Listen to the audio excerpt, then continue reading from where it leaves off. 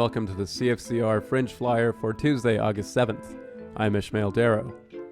You can hear the Fringe Flyer each weekday at 5:30 on The Buzz, and if you miss these segments, you can catch them online at cfcr.ca. On today's program, we have two interviews for you, including one with Mark Shyzer, star of the one-man show Fishbowl, which plays at the Victoria School Auditorium. You can catch the next show tonight at 9 o'clock. But first, Franny Rollick interviews the Hunchbacks of Notre Dame, or at least the three actors playing them. You can see the Hunchbacks of Notre Dame at the Broadway Theatre, and the next show is tonight at 8 o'clock.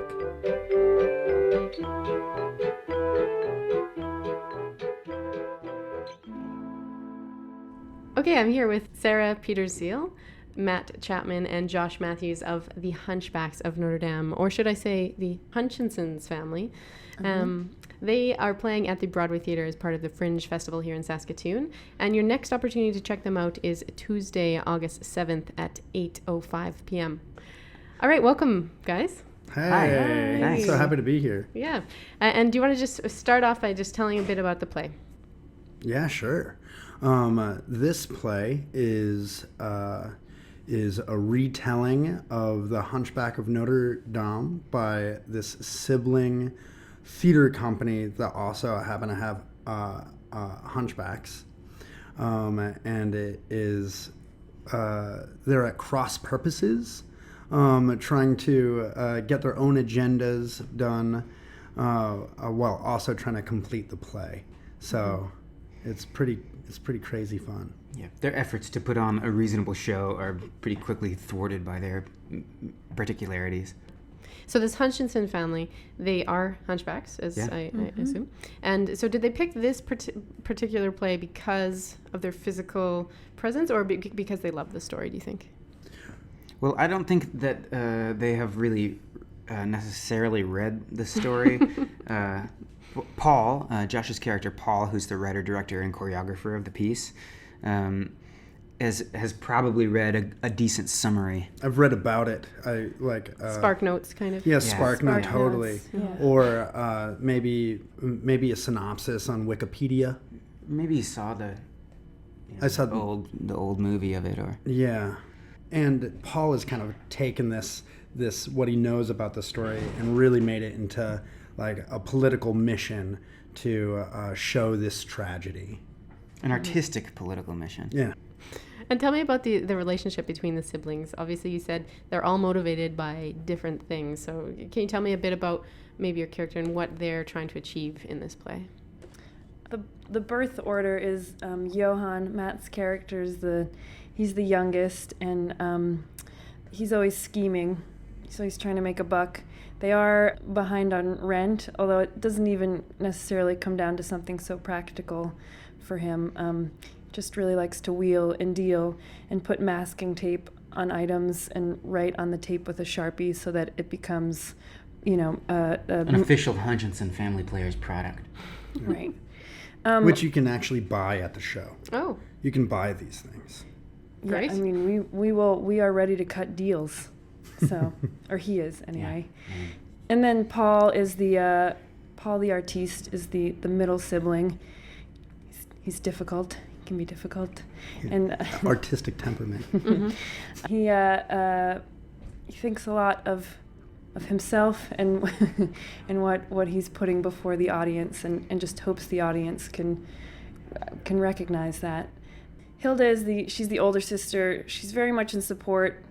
She loves very much both of her brothers, but they live in an attic space above a tire and lube shop.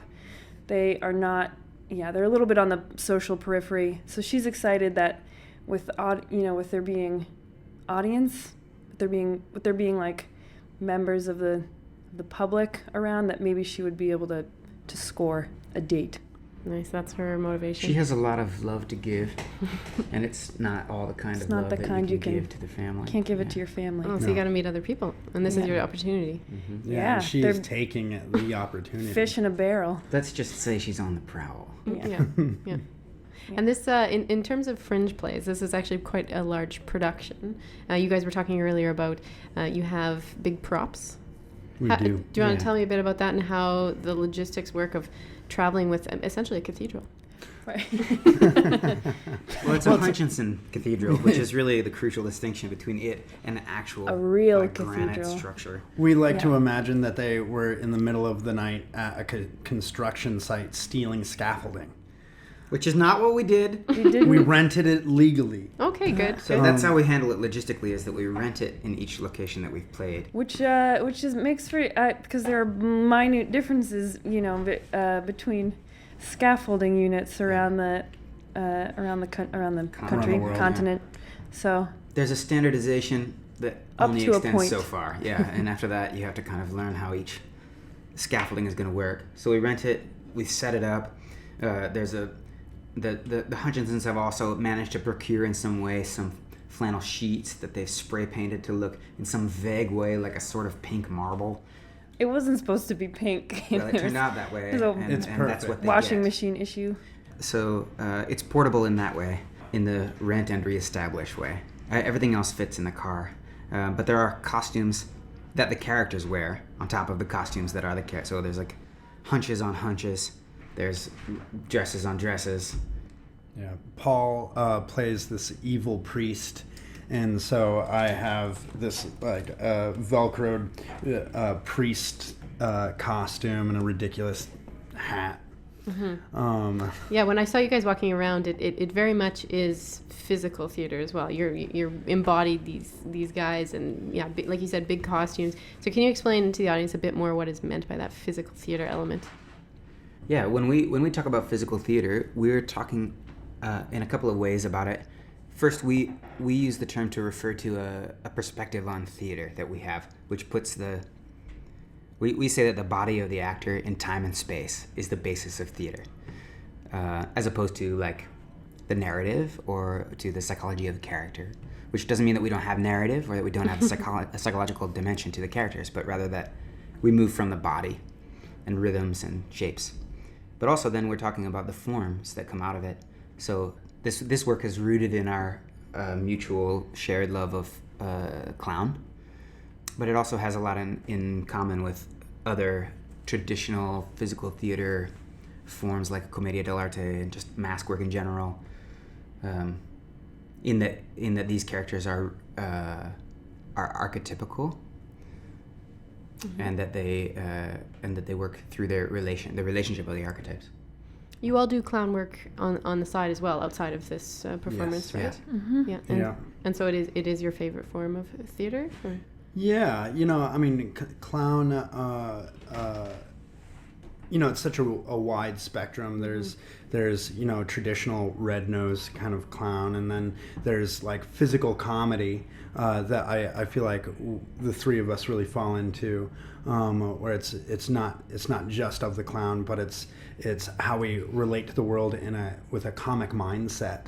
What are all the comic problems that can occur? What are all of the rhythms that we can explore to generate laughter? We're pretty attached to that, but we also do other forms of theater. But physical comedy, clown-based work is a lot of what we do. The way the clown discovers the world requires a resilience that we really dig. Mm-hmm. We have a nice time playing with that.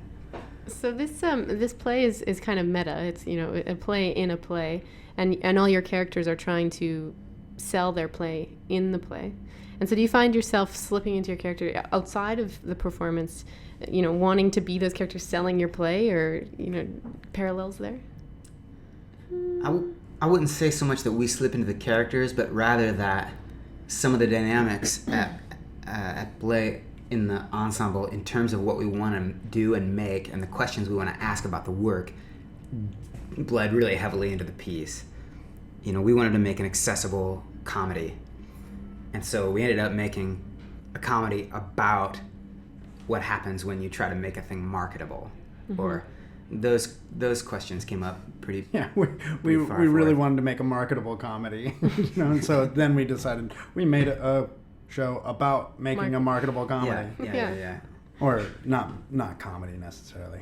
I think it's a comedy. But the Hunchinsons wouldn't necessarily call right. the Hunchback of Notre Dame a comedy, right. even though what we're doing is right. But explore laughter. But Johann's, my character, the salesman, does want to change the play into a romantic comedy. Oh. That's what I'm trying to do throughout the play, is to shift the course to make it more marketable. Because it's too political. Because it's a tragedy. It's okay. So you are sticking to the tragedy. In Yeah, the play. The Hunchback of Notre Dame is a tragic play. Yeah. And that's just not going to sell in Johann's perspective. And these characters, obviously they must have some kind of growth and throughout the story and self-realization. And how does that happen in the play?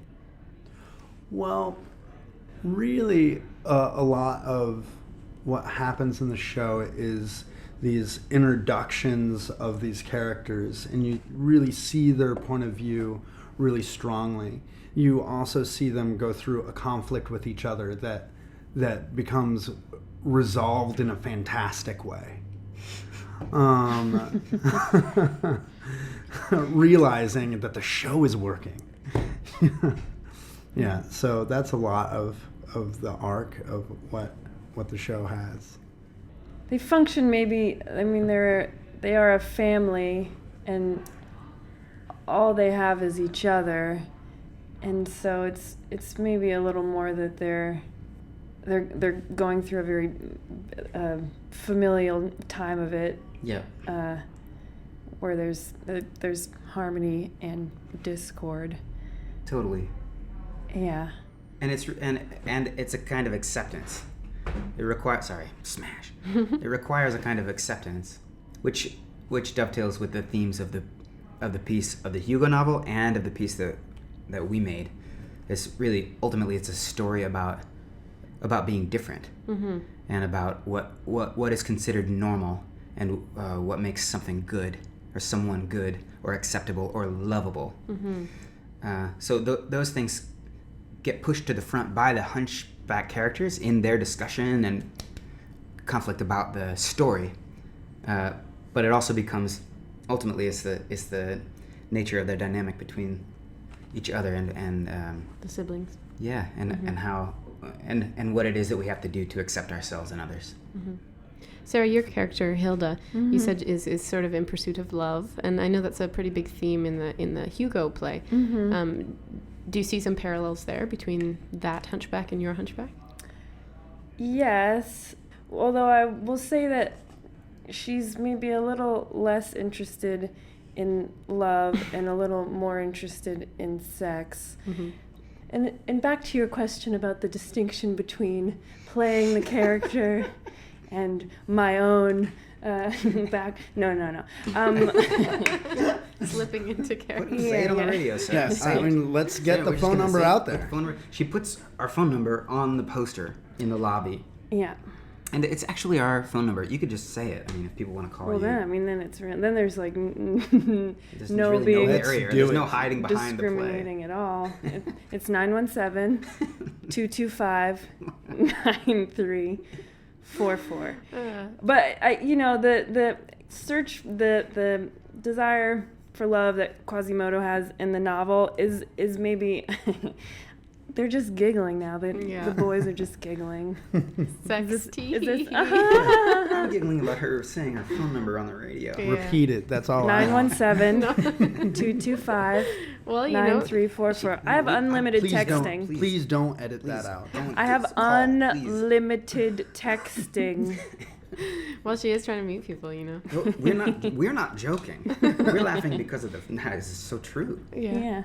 We were just talking about what to do in Saskatoon. Now you can get calls. This is where we want to go. Yes. This is where Saskatoon, do not disappoint me. Yeah, friendly Saskatoon. Yeah. So you have, when you're hitting the pavement in these characters, you have 30 seconds to sell your play. What is your pitch? Well, when I will. Usually, when we are on the street, we are as these characters. So it comes from the character's point of view. So Paul would say something like, "Oh my goodness, I can tell that you are a lover of art. I can tell that you have an artist spirit, and what I need you to do is I need you to come to the Broadway theater. I need you to kick down the door and say, yes, Well, not just I kick am down an the door, artist. but probably what you want to be doing is buying a ticket. And also, there's some wonderful merchandise available after the show, like this Hunchinson Family Players TM pencil and pen set, available for me, Johan, after the show. Well, and a merchandise isn't the only thing that will be available after the show. Wink, wink. Can you hear that wink? Here, I'll do the sound, I have the a quiet Foley, eye. the Foley effect of a wink. Yeah. Winking on radio. Yeah. That's the name of my new band. Winking on the radio. Yeah. Well, thanks, guys. Thank you. Both the Hunchinsons and yourselves for coming into the studio Thanks, today. Franny. And again, you can check out the Hunchbacks of Notre Dame playing at Broadway Theater Tuesday, August 7th at 8:05. And I think there's a few other performances after that, so be sure to check it out. Thank you. Thank you.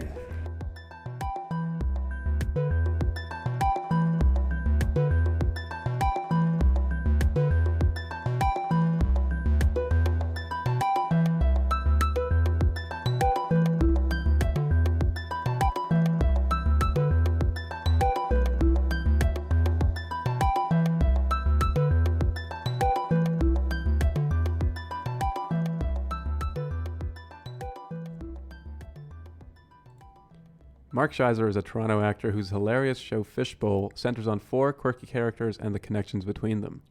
There's the nerdy girl working on a science project, the crotchety old man reflecting on his last words, the alcoholic cougar going through yet another divorce, and of course Francis, the maladjusted emo teenager who produces some of the biggest laughs in the show. Fishbowl tours 8 different cities this summer and won a Best of Fest award at the Winnipeg Fringe. It plays in Saskatoon at the Victoria Auditorium. Mark Shyzer, welcome to CFCR. Good to be here. I saw the show last night, and it was a lot funnier than I already expected it to be based on what I saw at the preview night. But it was also a little more heartfelt. What sort of reaction have you gotten to the show so far? That's a common reaction. I think people are sometimes surprised to find that the show is both very funny and there's a bit of a tugging at the heartstrings element at the end. And sometimes people are surprised to find those two together, especially because the characters do start off very broad. They start off as sort of very stock characters, and it's as the play goes on that you learn a little bit more about them. The characters, I just gave a brief outline, but did you think of the major plot first and then try to find characters to fill that, or did it go in the opposite direction? Did you come up with these very distinct characters first? The characters came first, definitely. They had 3 of them I had performed. I had written character monologues for them just as standalone pieces that I'd done at open mics and for a sketch comedy show that I was doing.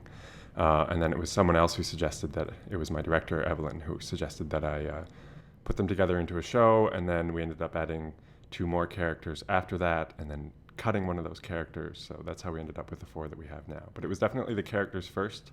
And it was more of, when it came time to put them together, it was more about, to me, it was more about making the spaces between them interesting. So the ways in which they are related, but the ways in which they somehow failed to connect along the way. That was more interesting to me than just finding out that, oh, person X is person Y's sister or whatever. Right. Which is not the case. And the reason we're being a little vague at the moment is that the characters, like you say, they start out almost as stock characters. They're very funny, but you think, okay, so this is the nerdy girl, this is the emo kid. And as the show goes on, you do realize that they, whether they realize it or not, they are connected or they have had connections. Was there anything that led you to write about the stories? It's about connections and also, like you said, missed connections. What was the impetus? I just think that's more. I mean, I think the story of connectivity has been told a lot, and that's a common thing to see. But I think that really what makes us people is the way that we don't connect with other people, and it's the way that we understand the people in our lives to be a certain way, and they're really not like that at all, or they don't consider themselves to be like that. I think when you look at someone from a different vantage point, it's all about the sort of empty space around them that gives them the shape that they are. And it's the way, I think it's our failures to connect as people that are sometimes more poignant than our actual relationships. There's also something else that connects these characters is a bit of sci-fi, let's say, and but as a layman, I was impressed by what your characters were saying on stage. Are you a scientifically inclined person, or did you have to do some research to write some of those lines? I like science stuff on the level of like when it's brought down to a popular level. A lot of the science in the play comes from things like Stephen Hawking's Brief History of Time and stuff that sort of brings it down to a very digestible level. And I really like that, but I didn't study science in university or anything like that. Well, you convinced me. The play features dark matter and some other scientific concepts, but it's definitely, to me, primarily still a comedy. I wonder if that's how you feel about it. Yeah, no, absolutely. And to me, I think that's the most important thing. I think because of the way that the show is layered, people sometimes don't catch on to everything, and I think that's fine as long as you laughed while you were there. I did my job as far as I'm concerned.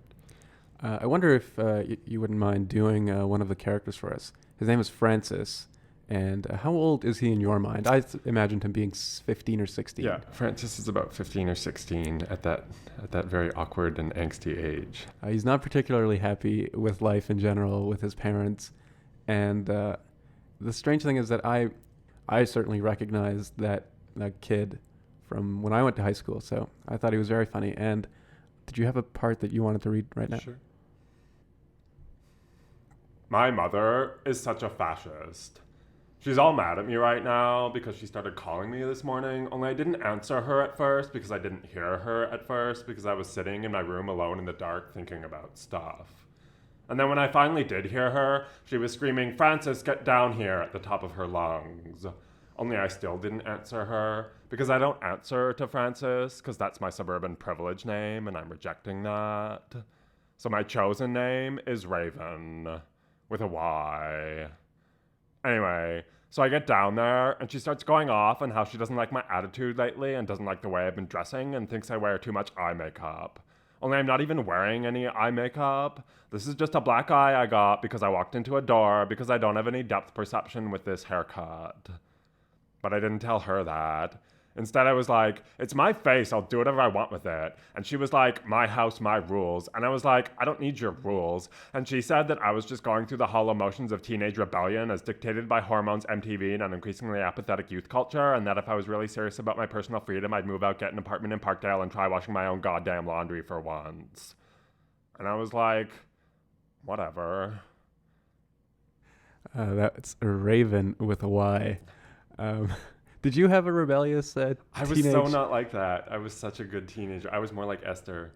I was the nerd, and I never rebelled or really had any of that. So it's so much fun to write that. Right. Esther is the science nerd whose best friend is her goldfish. Her goldfish, Frank. And she's very excited that she's being partnered up with somebody for her science project that she could actually make her first human friend, I suppose.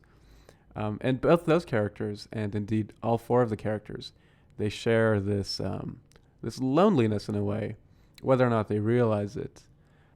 Are the characters, if you didn't necessarily go through some of them, are there people in your life that when they went to see your show said, "Hey, wait a minute, is that a joke on me?" Or?